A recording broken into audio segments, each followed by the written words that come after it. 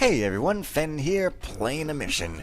In this mission, there's some guys patrolling around. It's pretty great. Last time I read a book and wore my voice out. This time, I'm going to go out a door which looks like a big old fanciful door, but just kind of leads out here, which is not very exciting. I demand to be excited more and stimulated. What? Oh, no. Shut up, Fen. Don't do it. Anyways, I think I might want to go over here because I haven't gone over here and stuff. And you know what though? Didn't I hear some kind of horribly tortured sound from outside? These guys weren't getting in the way. Yeah, let me just take a quick peek out there. No, it was right here. It was. I heard it from in there, but that's just the room I was in. There's nothing in there. Must have been a ghost or something. Oh, I went in this way, didn't I? Well, alrighty. So anyway, I saw this door here with a big old red button, and it's... Oh, right. That's that short, fat door there that it wants to open for me now, because I guess it's come to grips with its stoutness, and is now going on a game show to defend people who are stout by using terminology that's different and stuff. This staircase will not get me this time. I know that it's metal, and God knows that metal's just too noisy and super over-compressed and all sounds the same, and it's not nearly as good as it was in the 80s, like so many other things are not as good as they were in the 80s. Computers, they suck compared to what was around in the 80s. God, people. Anyway, I actually happen to know that this journal here is as thick as the Empire State Building, so I'm going to leave that till later and instead read this paper here. Master Solstice, as you can see for yourself, I have succeeded this very evening in my efforts to procure a working sample of the Hammerite Eye, and as instructed, I am hand-delivering this device here to your chambers. I also leave with you the windfall of a certain handwritten journal that you may find of particular interest. As far as I am concerned, this journal does not exist. Why? I don't know. Franticious Esquire? Okay. I guess somebody found that journal that they weren't supposed to or something. I don't know. This room isn't on the map. Looks like a relative bedroom thing. Except it's got two doors with people patrolling in and out at all hours of the day and night. God. Things to do. Remove Hastus and Remus for sloth and treachery. Done. Put unnecessary blank line in readable. Done. Transfer slackers to test chamber duty. GLaDOS will handle them. Fill hellholes with malcontents. What? Hire more hammer-trained alchemists. Find a first-rate lictor for the night shift. Have guards flogged for pool desecration. Increase funding for Project Vision. Obtain the Hammerite Eye by any means. Alicia, where is she? Finish transfer of ownership contract. See Dr. Grendius about numbness in legs. Well, I think that numbness in your legs is from overwork and also from spending too much time with your mistress. That makes a lot of sense. It makes Fen sense. Fence. I'm a fence. I will take your loot for you. Anyways, this room simply leads back down to this room, you'll recall, with the spiral staircase, which two guys actually went up, so it's not freaking safe at all for me to be here. And there should be a guy coming right over that way. He's wearing purple. He is an Jupiterian American. I think I got that right. Who even knows? Who even knows?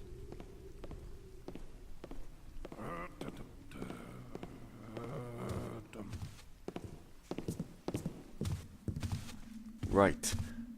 Well, I don't know if he turns around or if he just sort of goes downward or possibly another way. I guess he does go downward. How incredibly bizarre. Well, being that I have to just map the mission from memory, like I actually tend to do anyway, it's going to be quite the terrible thing. My quote-unquote dear Solstice, 'tis very likely a wasted effort on my part to write this. I should merely depart without a word. But unlike you, I feel some sense of decency towards other humans, even towards a heartless and cruel example as yourself. Do not have your thugs search for me. for I will have traveled to a place unknown even by you. And there I will make a new life where men do not murder their own children out of fear that their heirs might lay claim to an early inheritance. May you replace me with a woman who knows how to hurt you as much as you have hurt me. Now that's what I call a stormy romance. She has a male voice like a hammer. I don't see what the problem is here. I see nothing wrong with this. So yeah. Anyway, you can see that the CEO guy of this company is obviously a complete idiot, asshole guy, and other such terms of complete lack of endearment. What do you think you're doing? Come on out, then. Right. Well, let's leave that guy to his own stuff. And as for other places to go, I think that I have a couple of ideas in mind. I guess I should read that journal at some point. Yeah. Well, I don't want to take up half the video, so maybe I'll just kind of do it later. Or not. Alright, well, here goes. Day 1. If there is a Garrett living in our town, he must be a ghost. No one has heard of him. For 3 days I have investigated the local inns, taverns, and those places of lesser repute, and the name generates little more than a blank stare. My father remains convinced that this Garrett somehow does exist, but I'm starting to harbor my own doubts. Day 2. As requested this morning, I spoke with my father's closest advisor, the pompous, blustery, and overly ambitious Counselor Franticius, who has offered the full extent of his resources to aid in my search for Garrett. Although I would prefer to work independently, I cannot keep my father waiting. The boundary within my family between those of his children he considers a resource and those he considers a danger is very thin indeed. And if working with Franticius can preserve my interests and my life, then I will work with him. Later today I have learned that Counselor Franticius has made arrangements with a local private investigator, a Mr. Pinchenden. My oh my, such a small world. Pinchenden is an old associate of mine, an employee, actually, until I caught him spying on me. To be entirely candid, I always preferred Pinchenden's written reports to his less than enchanting personal company. But his investigations are thorough, and if this Garrett does exist, I will find him sooner this way. I just wish I didn't need any help from Pinchenden, or from Franticius for that matter. Day 10. Even the best investigators can have their troubles. Garrett does exist, it seems, but his exact whereabouts are still unknown after more than a week of scouring. At least I'm not chasing a ghost any longer. According to Franticius, Pinchenden claims that Garrett lives somewhere in the old village section of town, but Franticius was reluctant to supply this information to me, and I'm beginning to suspect that he may have his own reasons for wanting to locate Garrett. Day 13. Apparently this Garrett has been away from the old village for some time, and according to one last scrap of information from Franticius, he has been injured in some unspecified way. So I paid a visit to Dr. Grendius, and his assistant tells me that just yesterday Garrett sought treatment, having lost his right eye in battle. How disgusting! Citing client doctor privilege, the doctor himself refused to supply details, but at least I'm making my own discoveries again. Day 15. Progress. A one-eyed man is easier to locate than one with both eyes. With that description in hand, I spoke with the local landlord who owns most of the old village, a particularly imposing character, I might add. With some careful persuasion, I learned from him that Garrett rents one of his apartments, and that it can be found at the end of the alley, where the river disappears underground. This is actually quite close to the south entrance of the Enterprise, so it seems that Garrett has been living nearly under our feet. Day 21. Now that I know where Garrett lives, I no longer need Pinchenden. Instead, I have set up my own watch, and thus far Garrett has only left his apartment once, again to visit Dr. Grendius just last evening. Afterwards, he vanished for the night, returning home in the early morning hours. My men attempted to follow him, but that was an impossible task. Perhaps he really is a ghost. We have watched now for nearly a week, and this cat-and-mouse approach is becoming dangerously tedious. My father is an impatient man, and I must have some answers soon. Azula over here. Today my men helped to create a disturbance in the alley below Garrett's windows, hoping to draw his attention. Acting as though I were being attacked, we yelled and made all sorts of sword clanging until suddenly the street was awash in unconscious men, with only Garrett now standing over me, waving his blackjack. As I thanked him for my rescue, a strange expression began to form on his face. "What rescue?" he asked. "I was just trying to get some sleep." I laughed, then realized he was being serious. Day 23 continued. Pretending to have strained my ankle, I managed to gain access to Garrett's apartment. He was wary and uncertain about this at first, but there seems to be a decent part of him that genuinely wants to help, and so he allowed me to sit by his fireplace into the evening. Later Garrett left, allowing me to stay here for the night, and now in the morning he has returned with valuables clearly stolen from some nobility. No wonder he wishes to remain anonymous. Day 25. I'm now guessing that Garrett lost his eye in the service of the Hammerites, since he continues to receive multiple invitations from them offering a mechanical replacement. But he rebuffs these offers, saying only how he's had enough of them, despite messengers like the one this morning.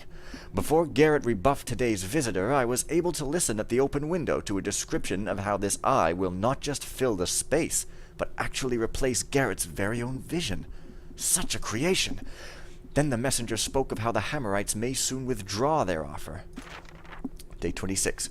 To understand more about this eye, I met with an old connection I have among the Hammers, Brother Cavador, who has been the assistant to several of their chief alchemists. From Cavador I learned of his newest master, a bookish counterphobic who has childishly begun to show his umbrage at Garrett's silence by hurling threats he dare not consummate. How such an unstable character as this could ever ascend to chief alchemist of the Hammerites is a mystery almost as great as why Garrett lives the way he does, inviting all sorts of trouble and creating unnecessary enemies. Day 27. I see now that Pinchinden's involvement was a mistake. Evidently he has been hired by others to learn more about the eye itself, and if possible, obtain his own copy. However, there's only one working copy, and this is promised to Garrett, so Pinchinden has begun delivering a growing mixture of threats and promises to Garrett's doorstep, hoping to acquire this eye under the pretense of borrowing it for study. Garrett's opinion of these threatening notes? Fine kindling. Today I will attempt some answers for my father. If I can work out a useful analysis in this journal, then perhaps I will send him something. What does Garrett want most? He says he wants wealth, but it appears that he mainly wishes to live without the need to work, if one can call his occupation work. And that sounds more like the desire for a comfortable retirement, not control over the instruments of power. Garrett does not understand how wealth at its core is not freedom from responsibility, but rather the total domination of others, and in this regard he barely shows the personality of power that must always accompany the genuinely rich. As much as he might claim otherwise, he would make a poor rich man. He wants freedom, not wealth. How did he really lose his eye? Garrett is willing to let me believe whatever I want on this topic, and he seems more than happy with my theory that it was during his service with the Hammerites, making fun of the whole situation as though it were a great joke being played on him. But it is fairly obvious that his attempts at humor cover the truth and pain of it all. Sometimes Garrett hides his face and cries out in his sleep with the name Victoria. How could a woman have been so involved in a battle injury? Yet another mystery he will not explain. Day 29. Now I have had enough of this eye. Pinchinden's threats grow. The Hammerites are becoming dangerously annoyed, and Garrett wanders half-blind for no good reason at all. I sent word to Cavador to see if his master will release the eye to me, and I have received an invitation to visit them tonight for this purpose. Once I deliver the eye to Garrett, I will end my mission. It has become increasingly taxing to maintain appearances while Garrett strongly suspects my motives at every turn. If only he understood my true motives. Now for that final question. Yes, it does appear that Garrett was once associated with the secret order of the Keepers, and this may explain his education in the affairs of the world. But he never openly admits to having been a member, and reviles any mention of them, seeing the Keepers more as prison wardens than friends. I have asked Garrett if I might ever find these Keepers to see how they live, and to learn from them myself. With a laugh he told me, not unless you can float through walls. How disappointing. Over the years I've spent many days in libraries and spoken with the old and wise of this town, and I have heard that these keepers are quite a group. They walk among us, seen or unseen, as much as they wish, and they possess in their own libraries all that has ever been learned. How did the keepers gain so much hidden wisdom? What is the source of their great knowledge and power? I certainly want to know this, even if Garrett does not. Some of them are prophets, it is said, and every prophet must have an oracle. This is the end of my journal. Alas, I will fill no great libraries with my own books. The effort to record and organize events is of great value, but I must always burn these books in the end, lest my true thoughts and feelings fall into my father's hands. Perhaps Garrett will not complain if I bring a little extra kindling tonight once I've returned from my meeting with Cavador. Oh, well, I still got some time to, do stuff within a reasonable time frame, so that's that, and read it in my normal voice instead of doing a voice because it didn't hurt that way and stuff. Oh, Christ. Yeah, guys actually come through this actual room. It's madness. I better sit on the toilet and pretend to just be, using the toilet. You know what? It's stupid to have guys patrol through a bathroom. I mean, come on. Anybody ever heard of privacy here? I mean, baths, toilets, guys just walking through. What's the point of having it here if it doesn't have a use? You know what I'm saying? Another one. Oh, this isn't tile. It looks like tile, but it's not. Time to sit back on the throne here. Like, I'm a king. The black hat is my crown, symbolizing the sound. Yeah. Anyway, there's this other place that I have got in mind. Hopefully, the guys that are fit to come through have already came through. And this is the roof thing with the roof thing there. So that's that. And the floor here that isn't carpet, however, I believe is marble, and so it's loud and noisy like a refrigerator. It's got some strength in it. Anyways, I think guys only cycle around this way, so, well, Look there. no, they don't. They do it both ways. What are you, crazy? Wait, what the heck's this? Light switches, maybe? Oh. Oh. Oh, I could have opened the door from that side, is that? What? Is that you? No, that's another light switch. Who's that? What? Alright. Anything now? Didn't seem to do anything practical for my ability to hide or anything, but, oh. Well. I don't know, man. Boring yourself. You're the one that's boring into the minds of the innocents. Boring. God. One might argue I could blackjack a few people here. I would argue... Shut up. God. That's the below place. Below, though. See, I'm not entirely remembering if I've actually been up on this side before. Oh, yeah, of course. That's okay, but this is where I'm going, though. This is where I'm going. Finally, it's friggin' where I'm going. I don't think there's any passages over here. It's just a thing. Okay. You might remember... You might remember that this guy is there. You best get out of here, buddy, before you start to know what's good for you. What? That was a sound a guard make? That torture sound that made it sound like he was in pain and spewing blood was just an exaggerated spitting sound? What? Where do those sounds even come from? They sound like original voices, but... but I've never heard them. It's so weird. Anyways... Okay, this isn't quite the passage I was thinking of. But anyways, whereas before I kind of went onto a roof or whatever, and also downstairs, this time I'm going to go into a place that you may recognize as Clue Land. So, over here, instead of going up the ladder, I go down to this... What? This is just that room down...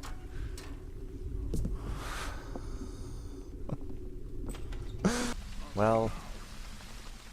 If here is just down here, I might as well try to go outside and find if there's some other kind of place outside. It's pretty rainy. That's, you know, stating the obvious there. I don't know why this mission looks really good. Everything's really soft all of a sudden. It's like my graphics card decided to stop sucking randomly. I don't know what it is, but maybe it's the fog giving everything a nice little glow. But there's a lot more. Like, what are my main objectives? Find my eye. Find a master's key. Yeah, there's got to be some place real obvious that I'm missing. But where? Because the map, like, where would I have come up? There's... Well, lobby must be that. So I must want to get into the back type of place somehow, which I'm assuming is this way, maybe? Well, this is a big old elevator-looking thing. I don't know if... Well, there's lifts. I guess there's a lift, so I'm probably heading the right direction, maybe? Notice! Until repairs to this lift have been completed, the transport of cargo will be handled on the North Freight Lift. Due to the poor condition of that lift, all cargo weighing less than 25 stone will be roped by hand from the overlook near the North Lift. Food should be hauled up from the beam overlooking the cliffside cave, since this is nearer to the cafeteria. So ordered, Balboas, Construction Chief. Oh, really? Guess I can't really do anything with this now, then. Well, fine. These rather look like big old semi-truck loading bays there. So, okay. Oh, jeez, I need a key for that. Oh. Carry on England over here, I suppose. Uh-oh. Yes, I guess I'm at the back of the building where I should probably find an entrance to a big old maze of hallways relatively shortly, and stuff will be all amazing. Uh-oh. Yeah, it's pretty exciting. Going around outside, calming the heck down. It's pretty great. This seems to be an actual switch, maybe? Urgent notice! Our freight lift situation is as follows. Repairs to the south lift are delayed, and this north freight lift is ready to collapse. Therefore, until further notice, all dock items weighing less than 25 stone will be roped by hand from the overlook before you or from the beam overlooking the caves beyond the cafeteria. To prevent frivolous usage, power to the switch box will be controlled from the west guard tower. So ordered, Balboas, Construction Chief. Oh, really? Okay, then. I guess I don't need to do that now, then. Come on now, where's a proper door? I'm going through the miniature version of the Atlantic Ocean and not finding a door. It's kind of... Oh, wait. Here we are. Now, out of curiosity, can I just... goes on. I don't know if I need to be outside here anymore, if I can just kind of go in here, but I think I vaguely remember going in here, so, it's, all good, maybe? Question mark? Yes. Well, presuming this leads me into an actual building, keep an eye out for ladders and things of the sort, as I seem to have sometimes missed them. No. This, oh, what a waste of time. Wait, no. Ah, a back door. Not so secret anymore. So it wasn't a waste of time. Let's see if this thing kills me. Well, not splat-tacularly, but, you know. Which is worse, a splat-tacular death that makes you go out with a bang, or a chilled-out death that is pleasant, but then you still friggin' die? Answer this question, and, I'll... you know, look at your answer and say, that's mighty interesting. So, I keep wanting to look at my map like I've got an auto map, but I don't even have a detailed one that isn't auto, let alone an auto. Now, if I remember, this is the huge part where there's hallways everywhere. Rooms with like 2 and 3 and 4 doors. Did you see something behind? I did. And, just generally getting lostitude all over the place. However, I'm gonna have to check on the veracity of that as I come to it, I suppose. Let's take a little peek at what there is to take a peek at. Here is the peeping window. You use it to peep on people outside who are just ripping off their clothes and going at it. outside because for some reason people are attracted to do that in that particular place. You know, it doesn't matter who it is, if you're, you know, if it's your boss or your wife or your cat or, you know, whatever. That place is just pretty magical in a creepy sort of way. Making noise? And because there's no auto map or anything, I have to figure out where I am and what the room I am is called, you know, by myself. However, I can put out the lights, which is pretty amazing. Reading. Reading, right? Okay, fine. Last notebook of Tinkerus, Design Artisan Electrics Division. A new lab book. Oh, how I fill these so quickly. Rubbish, though. Technical drivel, all of it. I would write poetry yet, fair master. If you ever saw these books used for poetry writing, you would doubtless add this to your ever-growing list of offences deserving the lash. And what I have just written would cost many more lashes than merely wasting your paper. Is not resistance to your will the highest crime on this hill? I will not see your whipping post again, for I am leaving, and now I may waste whatever paper I wish. 10 of your empty books I take, and only this book I leave behind, spoilt by my insolent ink. Fair master, let me set the facts before you. Your workers flee, and those who remain steal for clear reasons. That whipping post, and not enough for us to eat. Those spikes and electric prods, and our dying families in town begging for a crust of bread. We are leaving, my fair master, and we are taking our talent and whatever else isn't nailed down with us. Certainly the desperate and the sick will fill our places for a time. In a world where the goal of the rich is to pay below a living wage, there will always be those starving enough to eat the crumbs from your table. But your time is coming to a close, for there are also many more who would gladly take a torch to this place and reduce your world to cinders without another thought, even if it meant starving for certain. And now I will leave you one last spoilt page. There once was a Master Celestis, whose goal was unending injustice. He flogged us at will, and some he did kill, yet died a poor pauper without us. Occupy Celestis Industries over here? Wow. Now things are getting dark. Dark enough to wait till next time. See you guys then.